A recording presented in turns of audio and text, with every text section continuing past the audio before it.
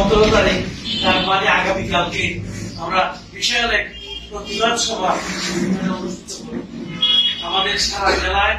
আপনারা জানেন প্রত্যেকটা ইউনিটে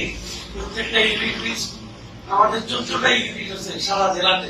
প্রত্যেকটা ইউনিটে সকল কর্মীরা আজকে জাগ্রত হয়েছে এগুলির প্রতিবাদ। আমরা সুষ্ঠু নির্বাচন চাই, নির্বাচন নিয়ে কোনো চিনিমিনি খেলা হোক এটা চাই না। কেউ বলছে স্থানীয় সরকার নির্বাচন আগে নিয়ে আসবে, কেউ বলছে আপনার জাতীয় সংসদ নির্বাচন আগে আসবে। এটা তো ধারাবাহিক নিয়ম। পার্লামেন্ট নির্বাচনের পরে যারা আসবে তারা সংসদে বসে আইন করেন, আপনার স্থানীয় সরকার নির্বাচনগুলি করবে। আমরা 31 দফা দিয়েছি, সেই দফার মধ্যে টোটাল সংস্কারের প্রত্যেকটা আইটেম ওখানে উল্লেখ আছে।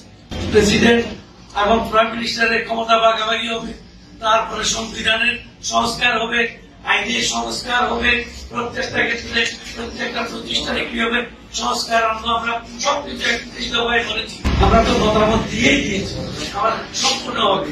আগামীকালকে আমরা এই আপনার সভা করতে যাচ্ছি।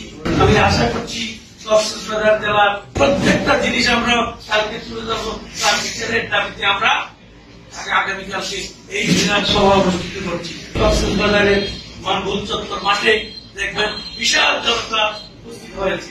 আমাদের কল্পনার অতীত মানুষ সেখানে উপস্থিত হবে বলে আমরা বিশ্বাস করছি। সবকিছুর আগে জাতীয় নির্বাচন দেওয়ার জন্য সারা দেশব্যাপী আমরা এই সমাবেশ আয়োজন করেছি। এখানে প্রধান অতিথি হিসেবে উপস্থিত থাকবেন আমাদের সকলেরই শ্রদ্ধেয় আমাদের জাতীয় নেতা কক্সবাজারের কৃতি সন্তান জনাব সালাউদ্দিন আহমদ। একটা নির্বাচিত সরকারই সকল সমস্যার সমাধান করতে চেষ্টা করতে পারে।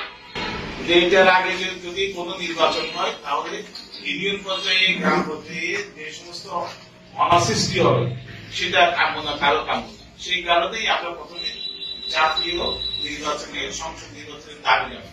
আমরা জনগণকে সাথে নিয়ে এই সমাবেশ করতে যাচ্ছি। আমাদের এটা কোনো কর্মী সমাবেশ, এটা একটা মহা সমাবেশ, যে জনগণের ম্যান্ডেট নেওয়া। যেহেতু